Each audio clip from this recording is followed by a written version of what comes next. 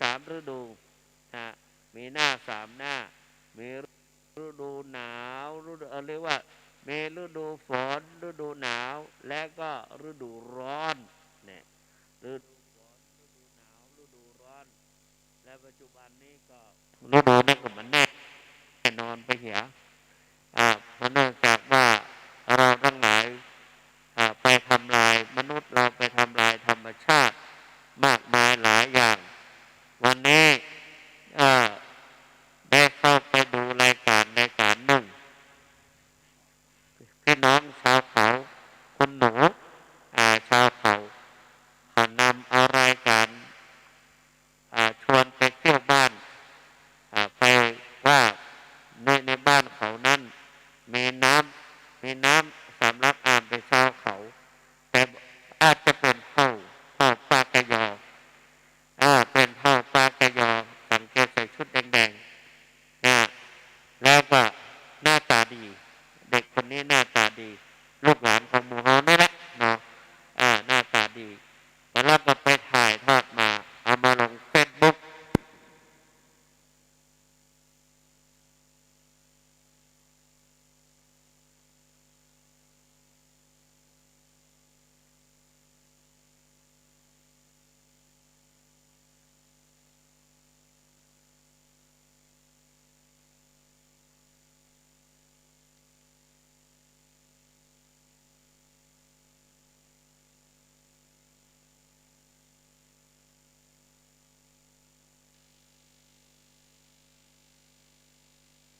ได้มามีน้ำตกมาอย่างอื่นทั้งที่เป็นน้ำตกนี่มันมาน้อยไหลมาน้อยๆมาแอ่งมาอ่างมาคุ้งน้ำมาหน่อยแล้วก็ไปอาบน้ำก็ดูมีความสุขกันนะน้องหนูคุณหนูนั้นบอกยังมีความสุขแต่บอกว่าเมื่อก่อนนั้นน่ะตอนตัวเองยังเด็กๆอะน้ำยังเยอะกว่านี้นะฮะแต่ตอนนี้มันเหลือแค่นี้ แล้วก็ยิ่งจะลดน้อยถอยลงไปทุกวันเพราะฉะนั้นกฎเฮาทำลายคือมนุษย์เรามาจากน้ำมือของมนุษย์บ่ฮู้ว่าจะมาเป็นเพราะหยังนะก็หลายอย่างหลายสาเหตุทำให้ต้นน้ำลำธารหายไปทุกวันนี้อาตมาก็ถามเกี่ยวกับว่าน้ำน่ะมาจากไหนแหล่งน้ำมาจากไหนเมื่อก่อนนั้นเราจะสังเกตได้ไปตังแม่แจ่มอำเภอแม่แจ่มสมัยก่อนปีพุทธศักราช2522 23 26 25 26เนี่ยอาตมาตอนนั้นอยู่กรุงเทพแล้วก็เวลาไปสอบนักคำแล้วก็เราไปรวมกลุ่มกันเป็นเรียกว่าสทช.สมาชิกสหธรรมิกจังหวัดเชียงใหม่ไปรวมกลุ่มกันแล้วพอถึงคราวสอบนักธรรมก็ได้รวมกลุ่มกัน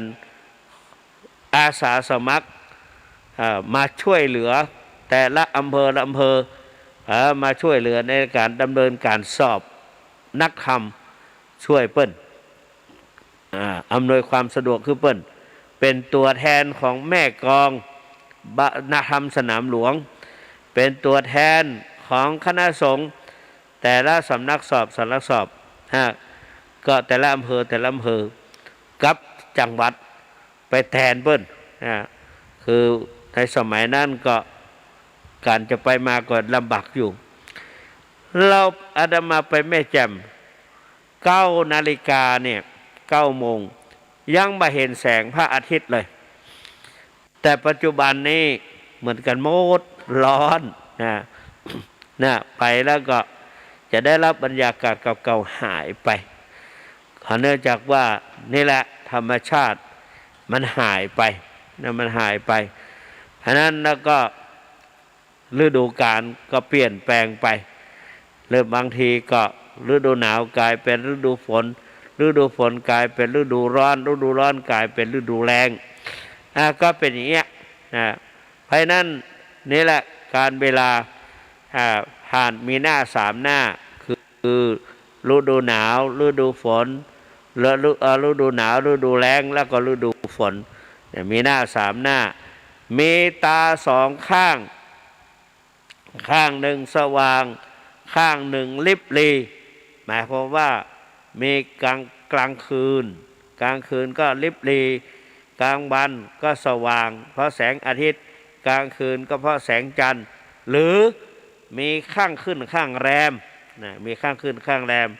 ข้างขึ้นก็พระอาทิตย์สดใสข้างแรมก็พระอาทิตย์พระจันทร์สลัวพระจันทร์สลัวก็เลยข้างขึ้นข้างแรมกลางคืนก็ไม่สามารถจะเห็นอย่างได้แต่สมัยแต่ก่อนไปได้นะแล้วเราไปได้ก็ได้ขนาดไปมาหมีรองเท้าเรียงไปได้เลยสมัยแต่ก่อนในปัจจุบันนี่ไปไม่ได้ละแต่แล้วก็มียวดยานพาหนะไปก็นั่งรถนั่งอย่างไปมีตา2ข้างข้างหนึ่งสว่างข้างหนึ่งริบรีมีปาก12ปากปีหนึ่งมี12เดือนมีฟันไม่มากปากละ30ซี่โดยเฉลี่ยก็30วันกินสัตว์ทั่วปฐพีการเวลาผ่านไปก็กืนกินมันผ่านไปแล้วไม่สามารถจะกลับคืนมาได้เอาไว้ต่างๆลากเอาไว้ดึงเอาไว้ต่างๆผ่านไปอันเรียกว่าสังขารล่องเขาก็เลยบอกว่าอันเวลาและวารีไม่ได้มีจะคอยใครเรือเมล์และรถไฟก็แล่นไปตามเวลาโอและอืดอาดมักจะพลาดสิ่งปรารถนาพลาดแล้วจะโศกาอันนี้จะเราช้าไปวัยผ่านไปอันนั้นมักก็เสียดายเหมือนกันนะวัยในปฐมวัยมัชชิมวัยนั่นเสียดายเหมือนกันความอย่างต่างๆมันก็ดีนะและปัจจุบันนี้เราก็ถือว่าถ้าเกิน60ขึ้นไปแล้วก็เข้าสู่วัยชราละแล้วจะได้ถึงไหนเราก็บ่สามารถจะรู้ได้เพราะว่านี่แหละการเจ็บการเป็นไปตามกฎธรรมชาติคือกฎของไตรลักษณ์อนิจจังทุกขังอนัตตาพุทธทาสภิกขุว่าอนิจจังทั้งนั้นไม่ทันคิดพอเห็นฤทธิ์อนิจจังลงนั่งเหงาว่าโอ้อกอกของเรามามัวเมานิจจังจิรังการยังไม่เคยได้ฟังใครที่ไหนหนาที่เกิดมาเป็นสุขสนุกสนานมีแต่บ่นเรื่องทุกข์ไม่สุขสรานทั้งชาวบ้านชาววัดซัดกันไปอนัตตาสังขารนี่ด้านดื้อไม่เชื่อถือถ้อยคำที่ร่ำไขจะพูดจาว่าขานประการใดไม่ตามใจข้องขัดอนัตตาเป็นอนิจจังทุกขังอนัตตาวันนี้ก็เลยยกขึ้นมาเทศพระไตรลักษณ์สัพเพสังขาราอนิจจาติสัพเพสังขาราทุกขาติสัพเพธัมมาอนัตตาติยะธาปัญญายะปัสสติอาถานิพินทติทุกเขเอสัมมโควิสุทธิยาปรากฏของไตรลักษณ์ก็คือกฎอนิจจังทุกขังอนัตตาพระพุทธเจ้าว่าเป็นอนิจจังทุกสิ่งทุกอย่างบ่ใช่นิจจังจึงได้ตรัสเป็นภาษาบาลีว่าอเจนติกาลาตละยันติลติโยวโยคุณาอนุปุพังชหันติการเวลาย่อมล่วงไปราตรีย่อมผ่านไปชั้นแห่งใบย่อมละลำดับไปท่านพุทธศาสนิกชนทั้งหลายสังขารผ่านไปชั้นแห่งใบก็ละลำดับไปมานึกว่าฝันเลยเนาะสาธุชนทั้งหลายเนาะมาเดี๋ยวนี้อย่างท่านเจ้าคุณเนี่ย68เต็มเข้า69ละนี่จะ70แล้วบอกนะก็เหลือแถม2 ปีเนี่ยจะ70เขายังมันนึกว่าเขาแก่สักหน่อยก็ยังนึกว่าตนเองมักนะนี่แหละจะ70เพละศรัทธาก็เหมือนกันยิ่งเท่าไปยิ่งแก่ไปปัจจุบันนี้เขาก็บอกว่าเท่าแก่ละคนเท่าคนแก่ว่าเรียกว่าผู้สูงวัยผู้สูงวัยชราก็บอกว่าว่าผู้สูงวัยสูงอายุเพราะนั้นการที่เราอยู่สูงวัยนั้นการเวลาผ่านไปนั้นเราบ่สามารถที่จะเรียกมันคืนมาได้เพราะนั้นปีเก่าผ่านไปปีใหม่เข้ามาเป็นการเตือนตัวเก่าว่าแกไปแถมปีงมาเกิดถึงสมมุติว่า ตั้งแต่วันที่1 มกราคมปีพุทธศักราช2555นะ64ถึงวันนี้65เนาะนะพอพุทธศักราช2564 1มาปีแล้วมันก็มาถึงวันที่มาถึงวันที่1 565เนี่ยผ่านไปปีนึงละผ่านไปปีชีวิตของคนเราก็ผ่านไปปีแต่ว่าสังขารของคนเรานั้นมันก็ถดถอยเหมือนกันนะเพราะนั้นจะต้องมันยังเพราะว่าคนเรานั้นอายุสูงเราจะต้องมีสติอย่าไปประมาทอย่าไปประมาทในวัยเราคิดว่าเรายังไม่เป็นอะไรยังบ่เป็นอย่างเตื้อแต่ว่าเวลามันเป็นขึ้นมาเนี่ย ตัวเรางงเหมือนกันนะแม้ใครบนเตียง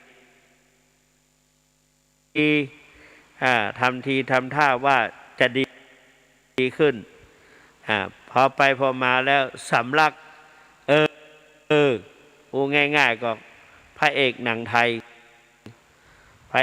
ทยมาตลอดกาล40 กว่าปี50 กว่าปีแสดงหนังมาโดยตลอด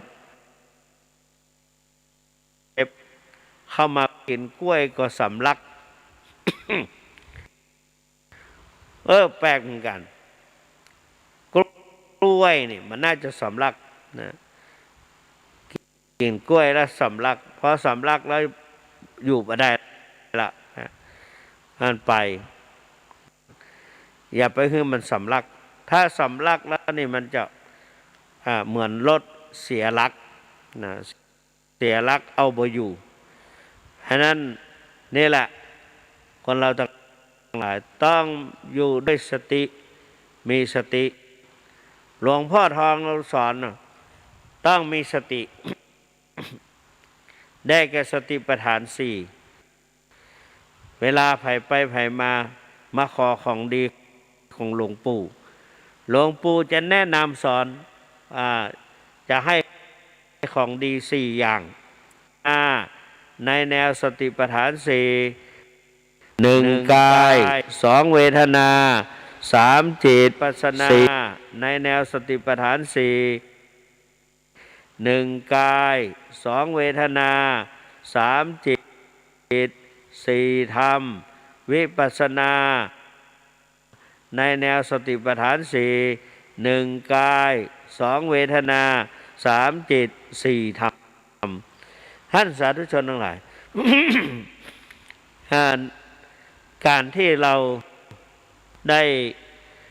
ประพฤติปฏิบัติธรรมนะมันเป็นประโยชน์ได้ผลทันตาได้ผลในวันนั้นในขณะที่เรา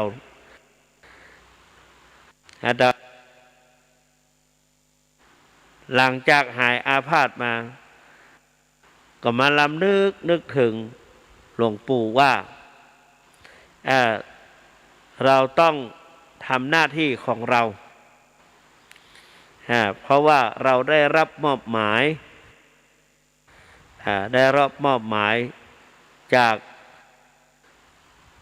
พระเถระหรือว่าจากมหาเถรสมาคมหรือจากพระบาทสมเด็จพระเจ้าอยู่หัวรัชกาลปัจจุบันชวินิจฉัยและพระกรุณาโปรดเกล้าให้สมเด็จพระสังฆราชสกลมหาสังฆปรินายกสมเด็จพระอริยวงศาคตายานสมเด็จพระสังฆราช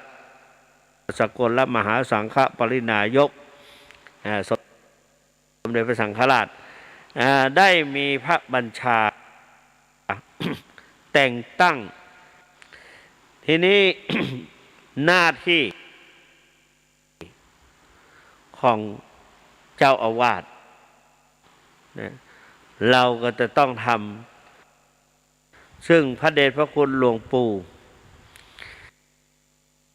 เคยได้แนะนำและก็ได้ทำให้ดูไอ้ป่วยอาพาธใดๆถ้าก็พยายามทำบางทีกลับมาดึกตื่นเช้าตีสี่ท่านก็ทำของท่านทั้งที่อายุท่าน90 กว่า90 กว่าเคยอู้กับกันหลวงปู่ว่าก็คือความรับผิดชอบเรียกว่าฐานแห่งการประพฤติเรียกว่าฐานแห่งความรับผิดชอบฐานแห่งความรับผิดชอบมีอย่างหลวงปู่ก็บอกว่าหนึ่งคือทำหน้าที่ของตนนั่นแหละทำสิ่งที่ตนต้องทำในสิ่งที่ตนต้องทำอันได้แก่กิจวัตรก็มีสวดมนต์ภาวนาศึกษาเล่าเรียนภาคเพียรปฏิบัติสันทัดสั่งสอนมีภารกิจกับปรึกษาปวงประชาบ่เหินห่างทำในสิ่งที่ตนต้องทำข้อสองมีความบากบั่นพยายามต่อไปและมีความบากในหลักการปฏิบัติของหลวงปู่หนึ่งกำหนดปัจจุบันให้ได้สองกำหนดต่อเนื่องให้ต่อเนื่องเนี่ยประการที่สามทำในสิ่งที่ตนต้องทำสองมีความบากบั่นพยายามต่อไปและตลอดเวลาสามทำให้ดีที่สุดเสมอสี่ควบคุมตนเองให้ได้ต้องควบคุมตนเองให้ได้คือมีระเบียบวินัยเพราะนั้นตนเองเนี่ยต้องควบคุมตนเองต้องเตือนตัวเก่าตนเตือนตนของตนให้พ้นผิดจะเหมือนใครจะเตือนอย่าแช่เชือนลืมเลือนเตือนตนเองเพราะนั้นต้องเตือนตัวเก่าสอนตัวเก่าพิจารณาตัวเก่า ตัวเก่าพระพุทธเจ้าว่าอัตนาโจทยัตตานังจงเตือนตนด้วยตนเองปฏิมังเสตมัตนาจงพิจารณาตนด้วยตนเองอัตนาอัตนังอัตโนอัตนาอัตนังโอวะไทยะพึงโอวาทกล่าวสอนตนเองด้วยตนเองนะคือเตือนตัวเก่านั่นแหละเนี่ยเพราะนั้นสิ่งเหล่านี้มันเขาจะไปคอยให้คนอื่นเตือนก็ไม่ได้ต้องเตือนนะเพราะนั้นคือต้องมีระเบียบวินัยมีวินัยต้องตั้งใจอยู่ในกฎมีวินัยต้องกำหนดสิ่งทั้งหลายต้องทำศีล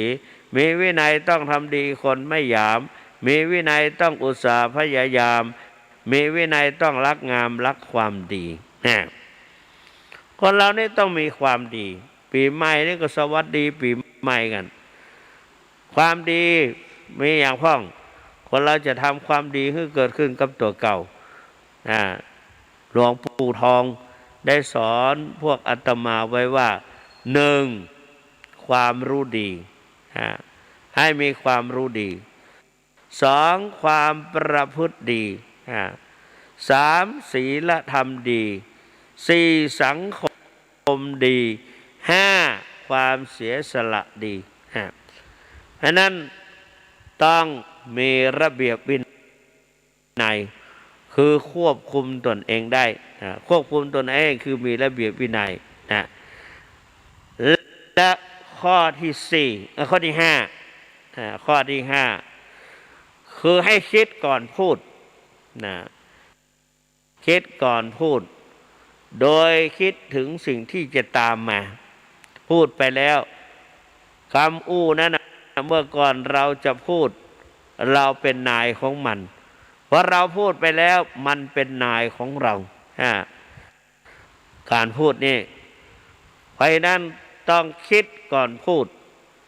คิดก่อนพูดก่อนทำเราต้องคิดไปก่อนแล้วก็เพื่อที่จะสร้างความลำบากขึ้นกับตัวเก่าคิดก่อนพูดโดยคิดถึงสิ่งที่จะตามมาและ6มีความรับผิดชอบในสิ่งที่ตนทำและคำที่ตนพูดนี่หลวงปู่สอนไว้ฉะนั้นเมื่อได้รับตำแหน่งหรือได้รับมอบหมายหน้าที่ต้องทำหน้าที่มีก็มีหน้าชูราศีหน้าตาดีแต่ขี้เกียจคนเหยียดหยามหน้าที่นั้นสำคัญกว่าคนหน้างามหน้าตาดีหน้าที่ซามไม่งามเพราะนั้นมีหน้าที่ต้องทำหน้าที่ไม่หลบเลี่ยงเบี่ยงบ่ายหน้าที่ไม่ก้าวก่ายหน้าที่ไม่ทำเกินหน้าที่เพราะนั้นมีหน้าที่เพราะนั้นเปิ้ลจึงบอกว่าหน้านอกบอกความงามหน้าในบอกความดีหน้าที่บอกถึงความสามารถอันนั้นมีหน้าที่ก็ต้องทำหน้าที่มาบอกถึงความสามารถคนเราต้องทำอย่างหลวงปู่ว่าแต่อันนั้นคนเราทั้งหลายเนี่ยเมื่อการเวลาผ่านไปแต่ว่าถ้าเราได้ทำหน้าที่ของเราให้ดีหรือทำความดีของเราให้ถึงที่สุดแล้วเนี่ยเราก็จะมีความสุขจะมีความสุขถ้าไม่เดือดร้อนนอนทุกข์ถ้าหลักทำอันนั้นก็บ่เสร็จอันนี้ก็บ่เสร็จความวุ่นวายความยุ่งเหยิงความไม่สงบก็จะเกิดขึ้นแน่นอนฉะนั้นปีเก้าผ่านไปเนี่ยสังขารผ่านไปจงพยายามรักษาสุขภาพของเราสุขภาพกายสุขภาพจิตสุขภาพกายก็เราก็โดยเวลาจะลุกย่างเหินเดินย่างไปไหนเราก็ต้องมีสติคอยกำกับอยู่เสมอเวลาจะไปไหนต้องมีสติอย่านึกคึกขนองอย่าคึกขนองมีโยมพ่อใจคนหนึ่งคนเฒ่าอายุ70 กว่า70 กว่าเกือบ80แกแข็งแรงตามปกติแกแข็งแรงทีนี้แกก็ไปสมัยก่อนกลางต้งกลางทุ่งนาเขาไปปลูกกระท่อมนาหรือว่าแปลงห้างทางเหนือเขาว่าแปลงห้างทางกระท่อมนาแล้วก็ใต้ถุนก็เลี้ยงวัวเลี้ยงควายเอาวัวควายผูกไว้ล้อมรั้วอีกรอบหนึ่งรอบให้กระท่อมนานั้นอยู่ภายในรั้วแล้วก็เลี้ยงสัตว์รอบหนึ่งแล้วก็ปลูกนอกจากนั้นทุ่งนาของแกก็ถือว่ากลางทุ่งของตนเองห่างจากหมู่บ้านไปพอสมควรทีนี้ไปปลูกแตงกวาไว้แตงกวาในขณะนั้นก็มีชาวบ้านตามหมู่บ้านต่างๆเขาก็ปล่อยวัวปล่อยควายออกไปกินหญ้าตามกลางทุ่งเป็นฝูงเป็นกลุ่มเป็นคณะตามหมวดบ้านกลุ่มนั้นที่จะไปด้วยกันได้ก็รวมกลุ่มกันไปแต่ผู้ที่จะตามไปเลี้ยงวัวเลี้ยงควายก็คือเด็กอาจจะมีผู้ใหญ่สักคนหนึ่งก็อาจจะมีแต่ส่วนมากจะเป็นเด็ก เด็กนั้นก็มัวแต่เล่นกันเพลินก็วัวควายก็ไปตามเรื่องของมันก็ไปกินแตงกวาของตาเขาตาก็โมโหสุดขีดนะก็เห็นวัวเห็นควายลงไปแกก็เอาดุนฟืนเนี่ยดุนไม้ดุนฟืนเนี่ยขว้างหรือว่าก้อนอิฐก้อนดินเนี่ยก้อนดินนะพอประมาณเนี่ยก้อนใหญ่นะแกก็เปี้ยงไปสุดเหวี่ยงเลยเปี้ยงไปสุดเหวี่ยงแต่ว่าแกอายุ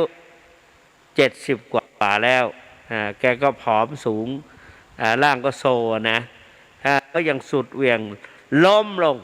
กลายเป็นอัมพาตอัมพฤกษ์อัมพาตลุกไม่ได้โกรธก็ความโกรธเพราะขาดสติยับยั้งความจริงมันไม่จำเป็นจะต้องขว้างอย่างแรงก็ขว้างไปแล้วก็ตนเองก็เลยเป็นเจ้าชายนิทรานอนอยู่กับเรียกว่าคนไข้ติดเตียงแล้วล่ะตอนนี้ไปไหนมาไหนไม่ได้พึ่งตนเองก็ไม่ได้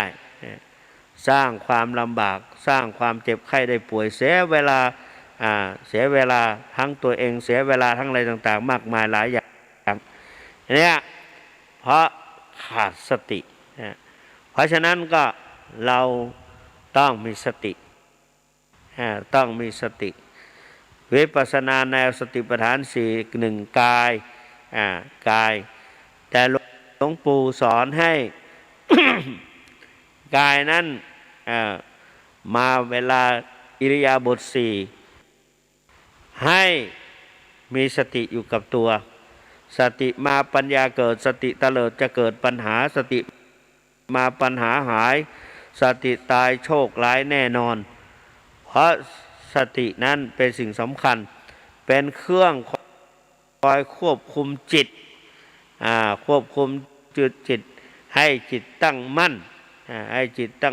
ไม่ให้จิตบั่นไหวเพราะฉะนั้นพระพุทธเจ้าว่าพันธนางจะปรังจิตตังทุระขังทุนนิบารยังเยจิตตังสัญญเมสันติโมขันติมาละดนกลับกรอกรักษายากห้ามยากดิ้นรนก็คิดไปเรื่อยฟุ้งไปเรื่อยจิตเดี๋ยวคิดไปต่างๆนานาส่วนมากก็คิดไปทางอกุศลธรรมอันประกอบด้วยราคะโทสะโมหะอย่างนี้เป็นต้นจิตที่เดือดร้อนปีนี้แต่ว่าผลสุดท้ายก็ไม่ได้ทำและจิตที่ได้อบรมเราได้อบรมจิตวันนอนดีคืนดีนึกสวดมนต์ภาวนาเดินจงกรมนั่งเจริญสมาธิภาวนาแล้วก็พยายามกำหนดลมหายใจเข้าออกกำหนดความเกิดดับของรูปนามมาดีแล้วแป๊บเดียวหยุดไปเสียละรักษาก็ยากห้ามก็ยากห้ามไม่ให้คิดในทางเป็นอกุศลธรรมก็ยากเพราะนั้นพระพุทธเจ้าจึงไม่ปรับอาบัติทางใจไม่ปรับอาบัติทางจิตศีลก็มีไว้สำหรับรักษากายวาจาไม่ได้รักษาใจส่วนใจนั้นได้แก่สมาธิภาวนาอบรมสมาธิภาวนาโดยกำหนดในสติปัฏฐาน4กายเวทนาจิตธรรมกายนั้นเอาอิริยาบถ4ยืนเดินนั่งนอนอย่างมีสติยืนเดินนั่งนอนอย่างมีสติท่านสาธุชนทั้งหลายการเดินหลวงปู่ทองเพื่อสอนเพิ่มขึ้นครับก่อนจะเดิน หลวงปู่ให้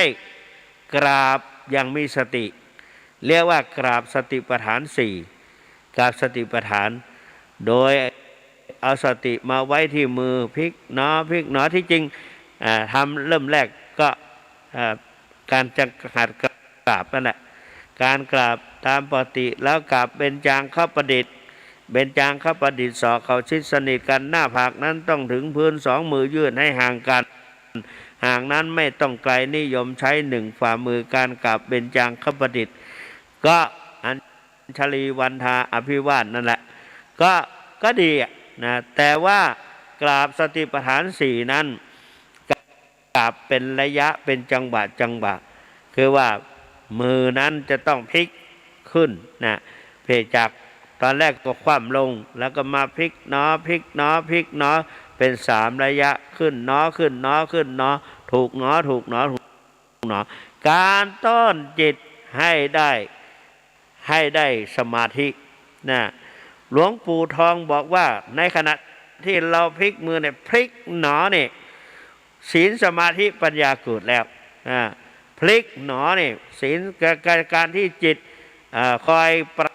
คับประคองในการพลิกเนี่ยพลิกเนี่ยก็เป็นตัวศีลจิตที่แนบแน่นอยู่กับการพลิกขึ้นมาเป็นตัวสมาธิตัวที่ไปรู้อาการพลิกของมือนั้นเป็นตัวปัญญาเพราะนั้นเราก็พลิกหนอ3 ระยะกว่าจากมือจะพลิกขึ้นได้ต้อง3 ระยะก็ศีลสมาธิปัญญาก็เกิดถึง9 ครั้ง9 ครั้งเนี่ยเพราะนั้นก็พระพุทธเจ้าจึงบอกว่าให้ศึกษาไตรสิกขาคือศีลสมาธิปัญญาเมื่อก่อนนั้นเราว่าศึกษาศีลสมาธิปัญญาคือยังไงก็หมายความว่าศึกษาศีลมีอย่างใดอย่างไรศีลแปลว่าอะไรหรืออย่างนั้นและมีกี่อย่างมีกี่ข้อมีกี่ประเภทหรืออย่างนั้นสมาธิมีอะไรสมถะอัปปนาสมาธิอุปจารสมาธิก็คงไม่ใช่ ความจริงแล้วสมาธิก็คือจิตใจแนบแน่นอยู่กับอิริยาบถ4ยืนเดินนั่งนอนนั่นเองนะเพราะนั้นเราก็เวลากราบบางครั้งเนี่ยถ้าหากว่าเวลาจวนเจียนจริงๆนะจวนจริงจริงเวลาไม่มากจริงๆแต่หลวงปู่ไม่เคยทิ้งในเรื่องการประพฤติปฏิบัติวิปัสสนาเพราะนั้นหลวงปู่ว่าถ้ามันจวนเจียนจริงๆนะเราทำอะไรไม่ได้จริงเพียงกราบสติปัฏฐาน4ก็สามารถทดแทนเดินจงกรมได้แต่อย่าทำการกราบก็คือการกราบมันคนละอิริยาบถอิริยาบถ4ยืนเดินนั่งนอนแต่การกราบสติปัฏฐาน4นั้นก็เป็นอิริยาบถอีกอิริยาบถหนึ่งซึ่งสามารถต้อนจิตไปที่อยู่ฝ่ามือไปที่ฝ่ามือไปที่มือต้อนจิตขึ้นลงไปมาเป็นการฝึกฝนอบรมให้ความหยาบกระด้างแห่งจิตใจได้อ่อนตัวลงให้อ่อนตัวลงแต่เราทำไปแล้วมันก็เกิดขึ้น 4-5 ก็จะรวมตัวกันศรัทธาวิริยะสติสมาธิปัญญาอินทรีย์พละอินทรีย์5เนี่ยอินทรีย์พละคือกำลังแห่งอินทรีย์ก็กำลังแห่งอินทรีย์ก็จะเพิ่มขึ้นมีพลังมีอานุภาพเมื่อศรัทธาอินทรีย์พลังรวมตัวกันได้ดีความโลภความโกรธความหลงหรือราคะโทสะโมหะก็จะเหือดแห้งหายไปจากจิตจากใจของเราได้โดยอัตโนมัตินี่ท่านสาธุชนทั้งหลายเนี่ยหลวงปู่สอนพวกอาตมานะฮะเพราะนั้นญาติโยมทั้งหลายการเดินจงกรมการกราบสติปัฏฐาน4กราบแล้วก็ทำให้ไม่ง่วงเหงาหาวนอนเป็นการชัดเป็นการกระตุ้นให้เป็นการเพิ่มเขาเรียกว่าเพิ่มกำลังเพิ่ม power ให้กับการเดินจงกรมถ้าการกราบสติปัฏฐาน4เนียบที่สุดการเดินตรงการเดินจงกรมนั้นจะตรงแปลกเหมือนกันมันเกื้อหนุนกันยังไงไม่ทราบนะแต่ถ้าเรากราบสติปัฏฐาน4โดยช้าๆหยาบ ขึ้นลงไวๆมาจิตไม่ค่อยได้อยู่กับที่ฝ่ามือในการกราบสติในการกราบสติเราไม่ได้อยู่ที่มือไม่ได้อยู่กับที่การกราบทำให้สักว่าเสร็จไปแต่พอมาเดินจงกรมแล้วมาเดินจงกรมแล้วเดินก็ไม่ค่อยสะดวกอีกดูมันหนักแข้งหนักขาดูมันมีอะไรมาถ่วงไว้มันหมดเรี่ยวหมดแรงไปใช่ยังไงก็ไม่ทราบเพราะนั้นแต่ถ้าเราตั้งใจกราบสติปัฏฐานสี่อย่างจริงใจอย่างจริงจังด้วยความอ่อนน้อมด้วยความพออกพอใจคือพอใจทำพอใจทำแล้วก็นี่แหละเพราะนั้น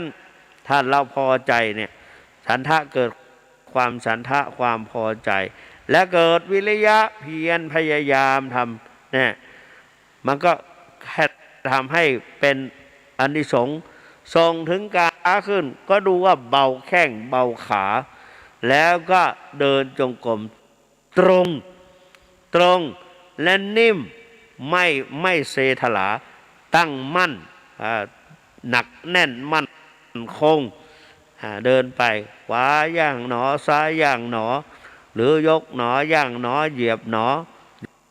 ยกส้นหนอยกหนอย่างหนอเหยียบหนออย่างนี้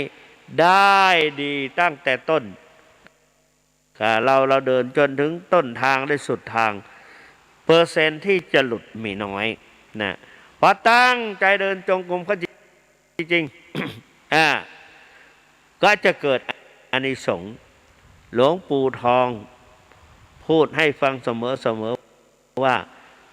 จะเกิดอานิสงส์จะตามมาหนึ่งทนต่อการเดินทางสมัยก่อนเป็นเดินธุดงค์การเดินธุดงค์จากหมู่บ้านหนึ่งไปหมู่บ้านหนึ่งต้องลัดเลาะไปตามห้วยเขาลำเนาภัยกลางทุ่งกลางนาลัดหมู่บ้านอะไรต่างๆนี้ผ่านจากบ้านหนึ่งไปบ้านหนึ่งในธรรมบทภาคสี่พระภิกษุยังมาพูดกันเลยว่าอันว่าที่จากบ้านโน้นสู่บ้านนี้เป็นดินแดงมีดินแดงจากนั้นเป็นไปกับด้วยก้อนกรวดไปจากบ้านนี้ไปเนี่ยมีเปลือกตมมากเนี่ยมีขี้โคลนมากมีอะไรมากเป็นอย่างไปพระเจ้าก็สอนทฤษฎีนั่นแหละ เอามาสอนภิกษุทั้งหลายเนี่ยพระนักภิกษุทั้งหลายก็เดินจงกรมเดินธุดงค์การเดินการกราบการเดินจงกรมอานิสงส์หนึ่งทนต่อการเดินทางไม่เหน็ดไม่เหนื่อยเดินได้นานไม่อิดไม่หิวไม่กระหายไม่ระหวยโรยแรงมี power อยู่ตลอดเวลาเดินไปเนี่ยสองทนต่อการทำความเพียรในขณะที่เราเดินจงกรมก็ดีนั่งสมาธิภาวนาก็ดีกำหนดลมหายใจเข้าออกกำหนดความเกิดดับของรูปนามก็ตามเราก็จะมีความเพียรพยายามสามอาหารที่กินเข้าไปย่อยง่ายสลายได้ดีแต่เราต้องถ่ายไม่สะดวกแต่พอเดินจงกรมไปแล้วก็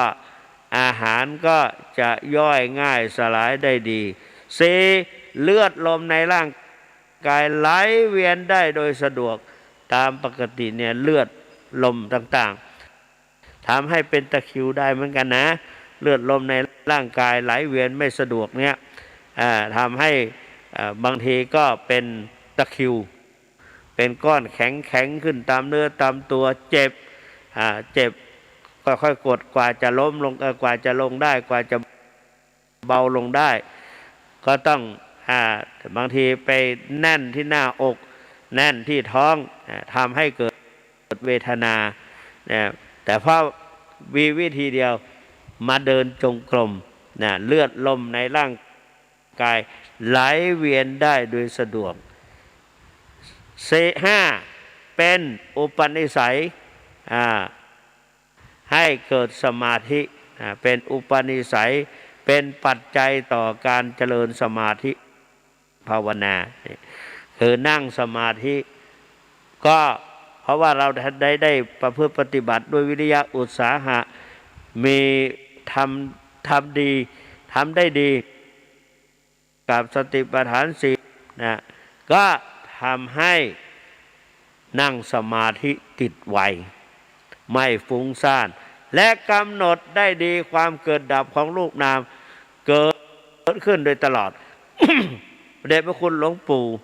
สอนว่าการกำหนดนั้นบางทีเราจะกำหนดพองหนอยุบหนอมันไม่พองมันไม่ยุบนะท้องไม่พองไม่ยุบเวลาจะกำหนดพองหนอกลับหายใจอารมณ์อัศสะปัสสะเป็นเช่นอย่างนั้นก็อาศัยแล้วมาเป็นเช่นนี้จะกำหนดอย่างไรก็หลวงปู่บอกว่าให้กำหนดในปัจจุบันให้ได้ในขณะที่เราเจริญกรรมฐานภาวนาอันเรียกว่าวิปัสสนากรรมฐานแนวสติปัฏฐานสี่เมื่อลมหายใจเข้าเราก็เอานั่นแหละปัจจุบันนั่นแหละลมหายใจเข้าหนอลมหายใจออกหนอนั่งหนอแต่ต้อนจิตลงไปเป็นเห็นอาการนั่งแล้วก็มันก็จะเปลี่ยนไม่ให้เราสภาวะธรรมก็จะเปลี่ยนไปโดยอัตโนมัติจมูกมันก็จะหายใจอย่างไวก็มันก็จะไวขึ้นนะก็ลมหายใจเข้าหนอลมหายใจออกหนอนั่งหนอหรือหายใจเข้าหนอหายใจออกหนอนั่งหนอถูกหนอรู้หนอก็แล้วแต่ที่เราจะทำนะเนี่ยก็กำหนดได้ดีเพราะนั้นถ้าเรากำหนดส่งมันอานิสงส์ส่งถึงกันเมื่อตั้งใจกำหนดเมื่อตั้งใจกำหนดก็จะทำให้ นี่แหละเป็นเหตุเป็นปัจจัยการปฏิบัตินั้นก็จิตใจสงบพบปัญญาปัญหาหายโรคภัยไม่ปรากฏทดแทนคุณพ่อแม่แผ่กุศลถึงเจ้ากรรมนายเวรนะนี่เป็นอานิสงส์ของการประพฤติปฏิบัติวิปัสสนาในแนวสติปัฏฐานสี่เพราะนั้นเรากำหนดอย่างนี้จิตของเราก็จะพัฒนาขึ้นจิตของเราจะพัฒนาขึ้นโดยการกำหนดปัจจุบันกำหนดอย่างต่อเนื่องกำหนดให้ได้องค์คุณสามและปรับอินทรีย์พละให้เสมอกันตอนแรกก็ฝืนหน่อยต้องฝืนหน่อยเวลานอนไปแล้วไม่มาขี้เกียจลุกนะมาอยากลุกเหมือนกันไม่ว่าใครยิ่งตอนเช้าตู่เนี่ยถ้าประมาณตีสี่เงี้ยบางทีเราหลับเที่ยงกว่าแล้วเที่ยงคืนกว่าแล้วไปถึงตีสี่เราจะไปตื่นเองมันก็ไม่ไหวก็อาศัยเพื่อนอาศัยพระสงฆ์ที่มีความเห็นอกเห็นใจซึ่งกันและกันมีความเมตตามีความรักกลมเกลียวกันก็ท่านก็โทรปลุก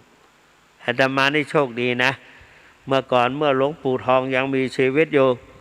ก็มีหลวงพี่เกียงศักดิ์หลวงพ่อเกียงศักดิ์มาจากกรุงเทพมาเข้ากรรมฐานภาวนามาอยู่จำพรรษาแล้วก็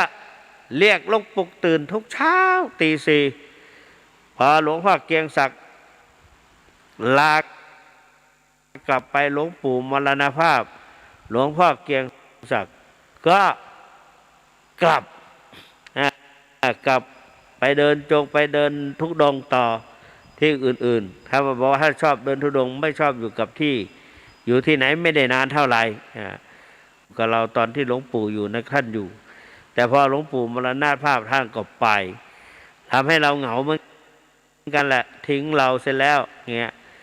เราก็เขาจะทำยังไงแต่ว่าท่านก็เป็นพระอาคันตุกะมาพักอยู่ด้วยท่านก็ปลุกพอท่านไปแล้วก็ได้พระมาจากวัดอัมพวันจังหวัดสิงห์บุรีมาอยู่ที่นี่ชื่อว่าอาจารย์สิริพลก็มาตอนแรกก็มาเข้ากรรมฐานมาปฏิบัติวิปัสสนากรรมฐานพอเห็นว่าให้เจ้าคุณสุวรรณเมธีหลังจากหลวงปู่มรณภาพไปแล้วโควิดเข้าพอดี โควิดเข้าพอดี แล้วก็คณะสงฆ์คณะอะไรต่างๆก็บอกว่าการอยู่รวมกันนั้นโรคโควิดจะติดต่อกันได้ง่ายแต่มันมาใหม่อยู่ก็ต่างก็กลัวกันแล้วก็มีพระคณะหนึ่งก็ที่มุ่งมั่นหลวงปู่ไม่อยู่ไม่เป็นไรเราก็ปิดหน้าเสียปิดจมูกปิดอะไรต่างๆเขาให้ทำไงก็ทำงั้นถ้าเราไม่ทำเดี๋ยวมันหายไปจริงๆกิจวัตรหายไปไม่ดีเป็นพระต้องมีมนต์เป็นประชาชนต้องมีสตังค์พระไม่มีมนต์คนไม่มีสตังค์ไปไหนไม่ตลอดไม่ไหวก็เลยบอกว่าอ้าวท่านทั้งหลายมาเดี๋ยวเจ้าคุณสุวรรณจะมาร่วมกับพวกท่านทุกเช้าแต่ว่าตื่นสายนั่นดิอย่างเงี้ยนะ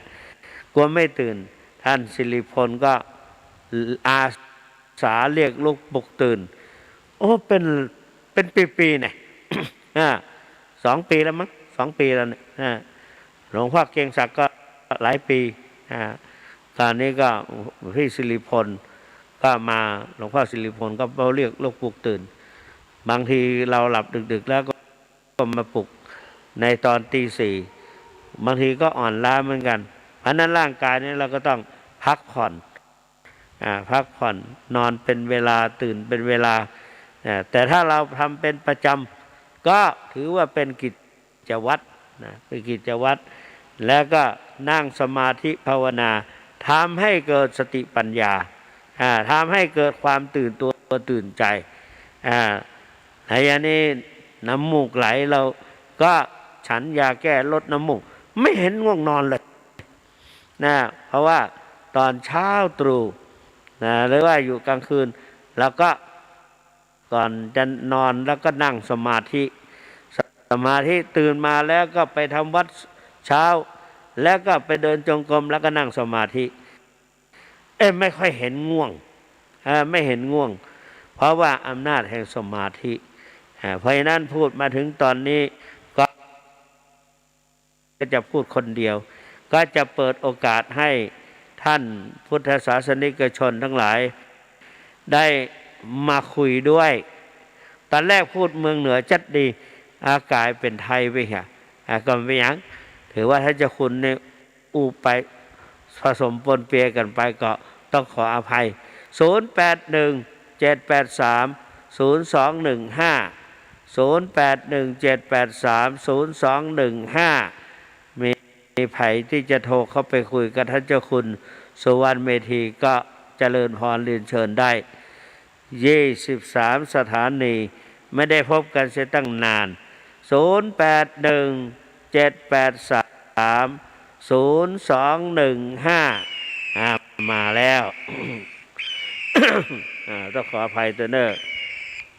เจริญพรหายไป70,000เนาะอันนี้โทรจากไหนก็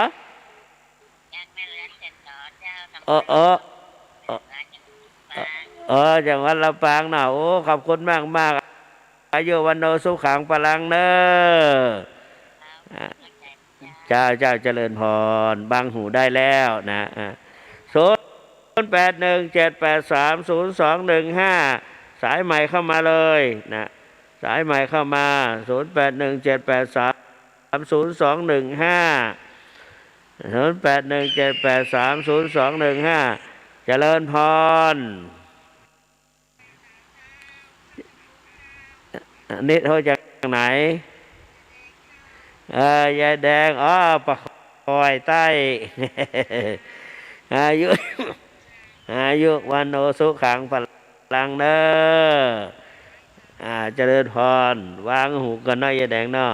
0817830215กดปีกรรมเจริญพรหายไป70,000เนาะ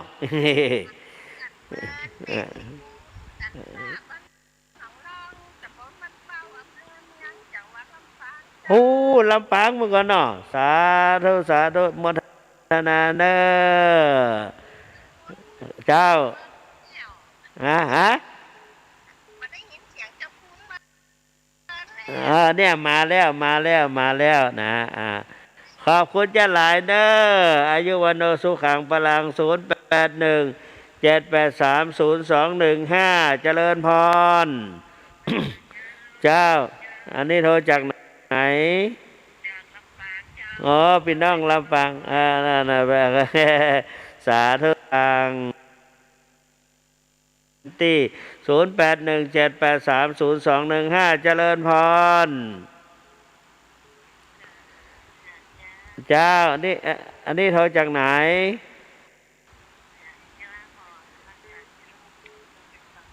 เวียงป่าเป้าเนาะโอ้สาธุปีเก่าผ่านไปปีใหม่เข้ามาแทนที่โชคดีเนอะ0817830215โทรเข้ามาเลย0817830215โทรเข้ามาเลยกดเข้ามาเลย0817830215นะเจริญพรเจ้านี่เถอะดอกคำใต้พะเยาเนาะนะพะเยาสาธุอายุวันโนสุขังพระลังคนละนิดคนละหน่อยกดปีกรรมเนาะขอบคุณเจ้าหลายกดปีกรรมเจริญพร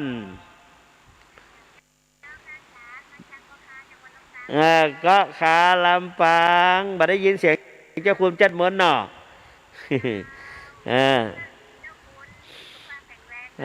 ดีละแข็งแรงแล้วสาธุอนุโมทามิ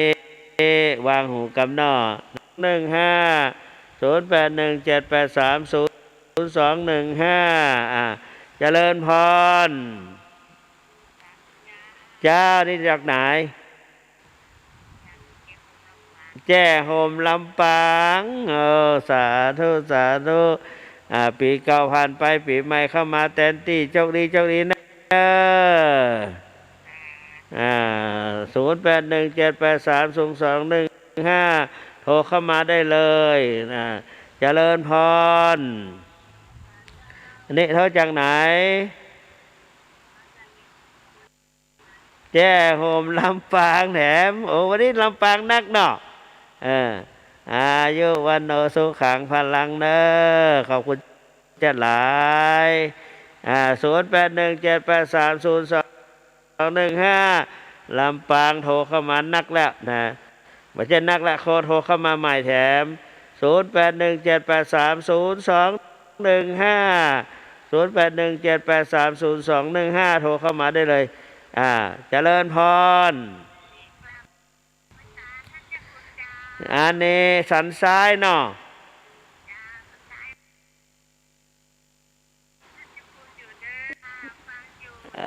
อายุวันโนสุขังพระลัง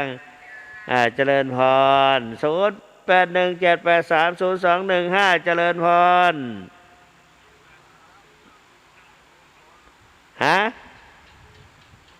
ฮัลโหลสบายดีบ่มีโรคภัยไข้เจ็บอย่างแข็งแรงอันนี้เขาจากไหนผู้ค้ากะจังหวัดเมืองน่านเนาะเมืองน่านข้าสาธุเนอแข็งแรงโชคดีเนอจังหวัดน่าน0817830215เจริญพรสวัสดีครับเจ้านี่โทรจากไหน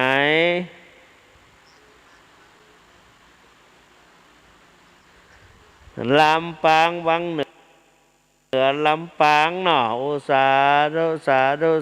ธุแม่สบายดีเนาะสาธุโชคดีตลอดปีเนอ0817830215คนเล็กคนน้อยนะเจริญพรนี่โทรจากไหนแม่สายจอมต้องเนี่ย อ๋อไปได้ฟังได้ยินชัดดีก็อ่าแล้วหูว่าออกจากไหนไปเนี่ยจากจอมตองเจ้าคณะอำเภอจอมตองเจ้าคุณสุวรรณเมธีเนอะอ่าขอบคุณมากเสียงชัดดีก็อายุวันโนสุขังพลังเนอะ0817830215เจริญพร อันนี้ลำปางแน่นอนอ้าวสบายเขาแล้วนั่นเดี๋ยวหายหมดละเนี่ยดีละนะอ่าดีแล้วอายุวันโนสุขังพลังเนอะปีเนอะอ่าเจริญพร0817830215เจริญพรจ้าอ๋อเสมิงเอ๊ะเสมิงได้ยินชัดกะอ่าเออเออแน่แม่นก็อ่าอ๋อสาธุอนุโมทามิ0817830215เจริญพรโทรเข้ามาได้เลย0817830215นะนั่นพอเข้ามาแล้วเจริญพร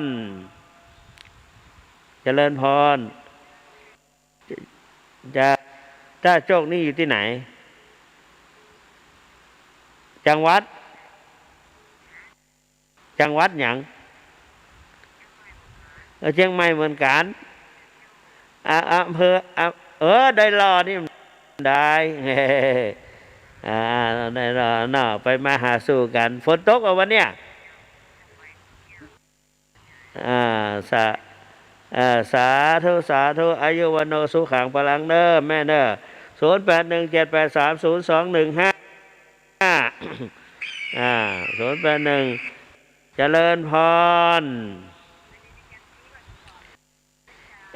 บ้านมุกกอกอ๋อ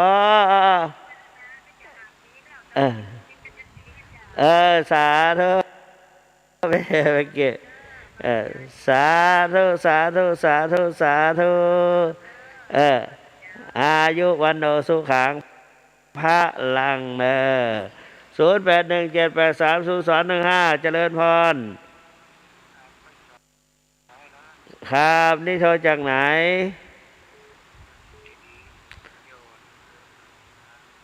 เจดีย์3 ดอกป่าสางละปูนพระวุนตันเนาะสาธุนะปอนเนออายุวันโนสุขังพลังเนอ0817830215081เจริญพรฮัลโหลเจ้านี่โทรจากไหนแจ้ซ่อนลำปางมีจิตใจบ่จืดบ่จางอายุวัน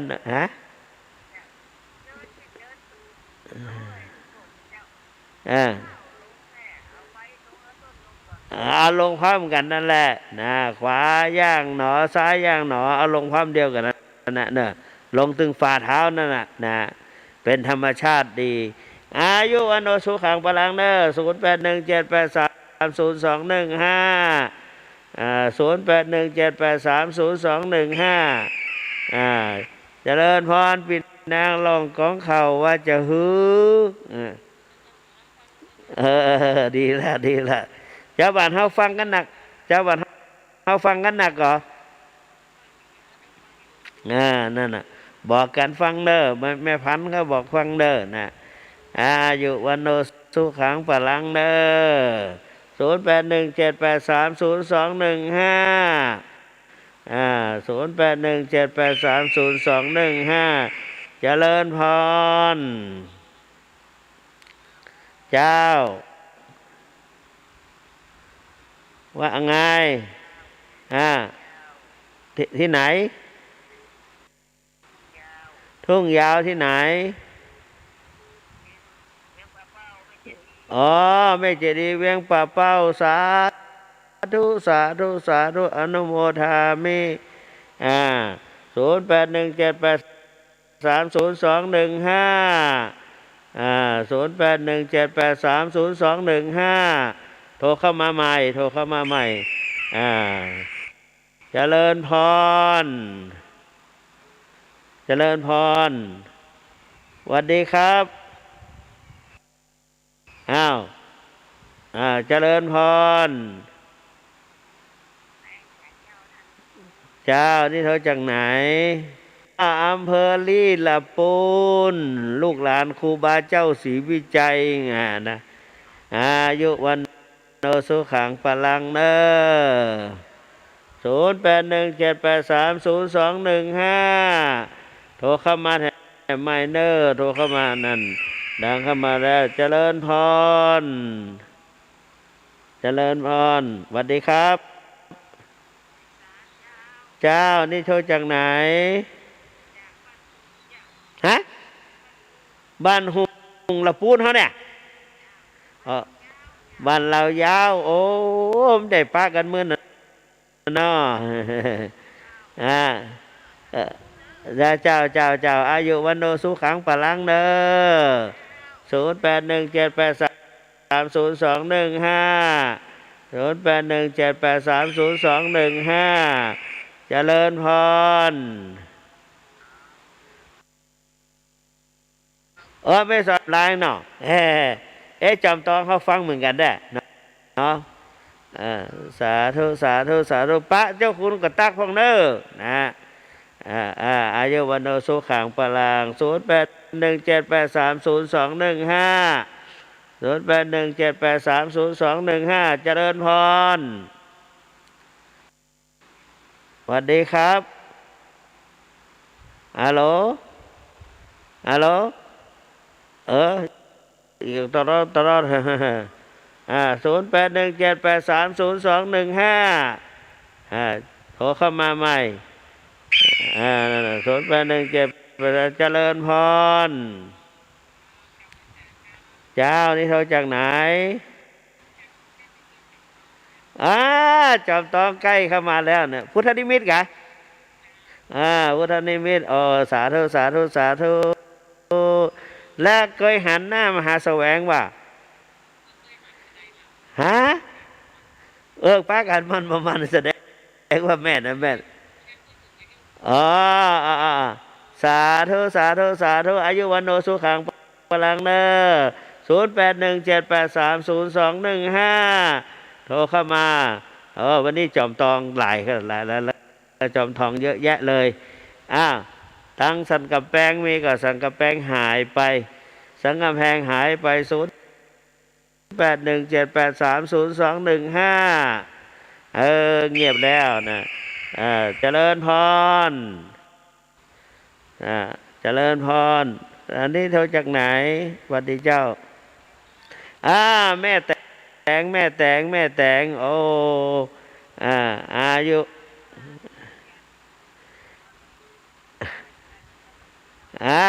ขวาย่างหนอซ้ายย่างหนอยกเท้าขึ้นกับขวาย่างก็กำหนดว่าย่างหนอถ้าขวาก็ยกเท้าขวาถ้าซ้ายก็ยกเท้าซ้ายเปลี่ยนกันไปเปลี่ยนกันมาถ้าเดินบัดตรงก็เอามือเกาะฝาไว้ก็ได้ขวาย่างหนอซ้ายย่างหนอเนี่ยกระจ้าคือมันได้ปัจจุบันขวาก็ยกขึ้นย่างก็เคลื่อนไปเหยียบแล้วก็หนอเนี่ยนะขวาย่างหนอซ้ายย่างหนอเจริญพรขอบคุณอายุวันโนสุขังพลัง0817830215โทรเข้ามาได้เลยเจริญพร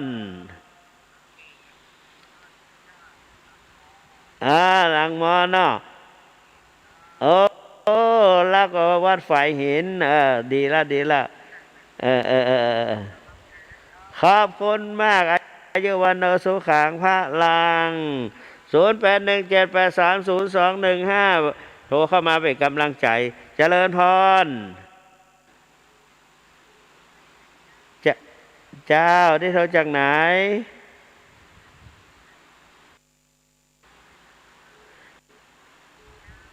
โอ้ดีดีดีดีดีดีดีได้เป็นได้ฟังชัดดีก่อนจอจากสถานีวิทยุอย่างห้วยตองซักกะโอ้ได้ยินชัดดีเนาะอ่าอายุวันโนสุขังพลังเนอ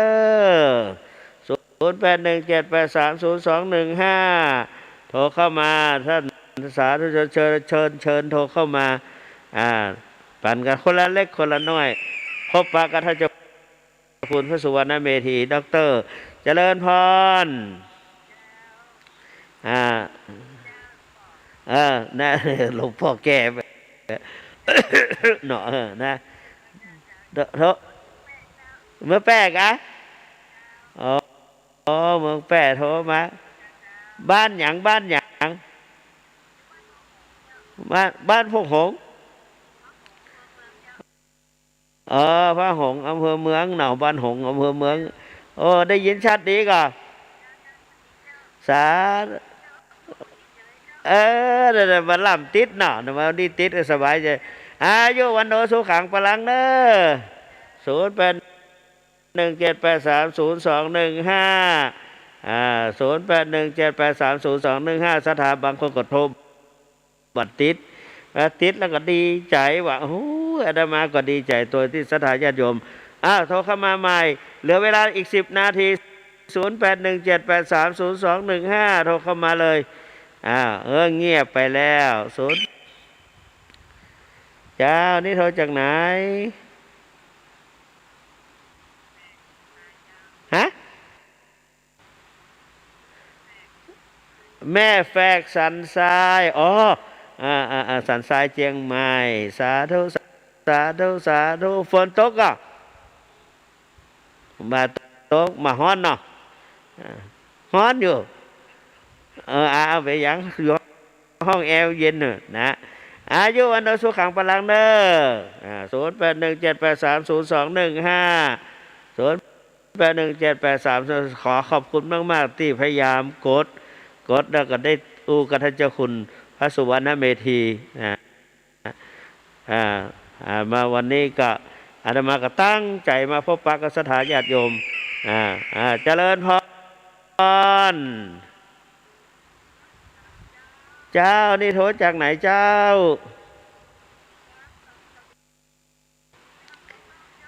โอ้สันสลีเวียงป่าเป้าเจียงไฮ้นี่สันนั่นมันมีต้นสลีนักเนาะต้นโพเนี่ยนะเมืองบุญ0817830215คนละเล็กคนละน้อยเจริญพรเจ้านี่เขาจากไหนสังกะแปงล้านตองสังกะแปงล้านตองเคยมาแอวนะ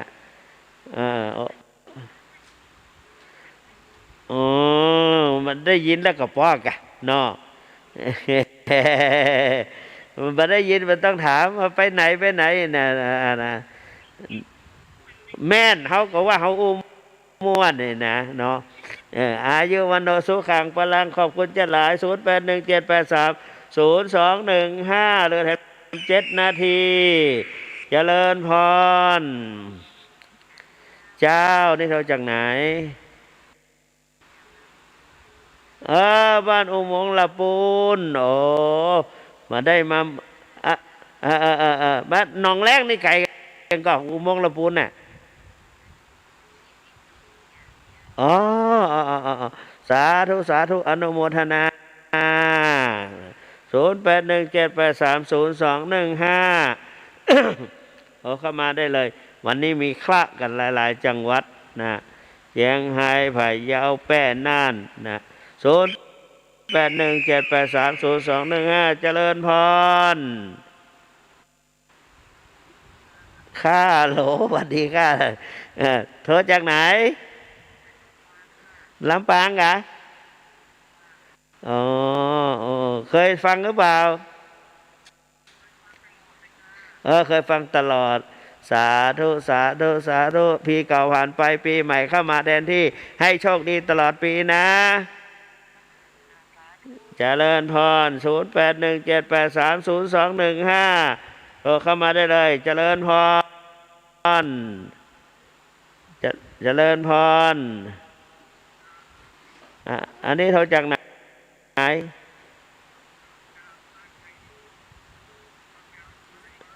จังหวัดพะเยาเหรอโอ้พะเยาได้ยินเสียงชัดดีก็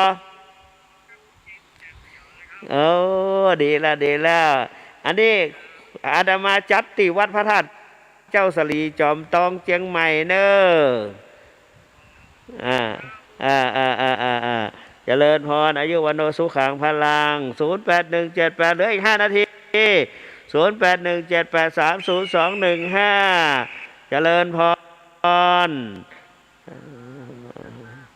น่านเหรอโอ้โห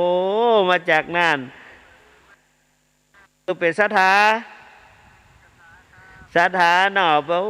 ฟังจากวัดน่านสะดีใจเนอะดีใจเนอะโอ้อายุอันนั้นมานั่นแหละโทรต่อไปก็ติดไปเรื่อยๆนะจำไว้081783แม่นอายุวันโนสุขังพลังนอเนี่ย0817830215เหลือแรม5 นาที0817830215โทรเข้ามาได้เลย08178302150817830215พยายามกดเขาว่ากดบัตรตันกันนี่นะโอ้ทั้งสันกำแพงนี่นี่แล้วเจริญพรเหลือ4 นาทีเจริญพรอันนี้ฮัลโหลที่ไผเจ้าฮะแม่สลองนี่อยู่ที่ไหนฮะจังหวัดไหนฮะจังหวัดเชียงรายเป็นชาวเขาเนาะเผ่าเนาะชนเผ่าเนาะเผ่าลั่วเนาะโอ้โหมีเพลงประจำเผ่าลั่วก็บะจิดาลอมมีเนาะมันมีเนาะดิไปดังได้ตุงอ่ะดีใจเนอะเราโทรมาบ่อยๆเนอะครับว่าติดแล้วตอนนี้ติดแล้วโชคดีขอบคุณเจ้านักเนอะสุดโทรไม่ติดกันบนเจริญพร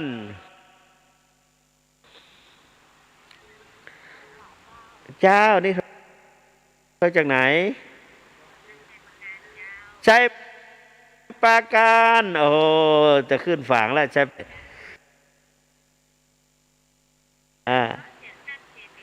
แม่นอาตมาจัดวัดพระธาตุเจ้าสีจอมตองเนอะเจ้าคุณสุวรรณเมธีนะอายุวันโนสุขังพลังเนอะ0817830215เหลืออีก3 นาทีเหลืออีก2 นาที0817ทำ2 นาที0810เจริญพรฮัลโหล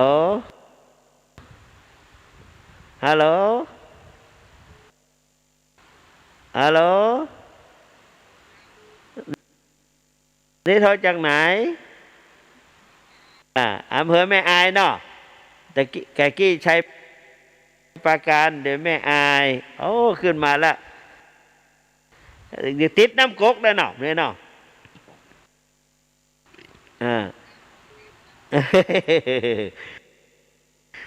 อำเภอแม่วันโนสุขังพลัง0817830215เหลืออีกนาทีกว่า0817830215โทรเข้ามาเลย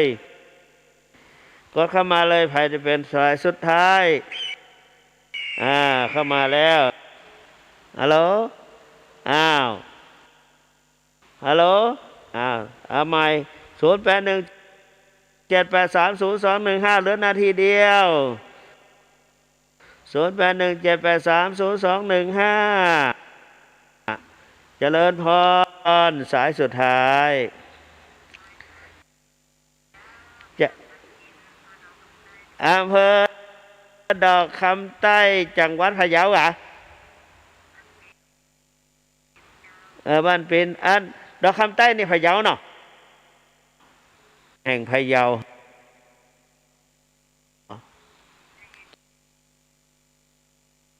สาธุอนุโมทามิเนอเจ้า0817830215เรือแถมนี้783หรือว่าคราวนี้ก็พอก็ขอขอบคุณศรัทธาปีใหม่ศรัทธาสาธุชนทั้งหลายปีเก่าผ่านไปปีใหม่เข้ามาแทนที่ขอให้ความสุขสวัสดีจงมีแก่ท่านสาธุชนทั้งหลายเหมือนกันทุกคน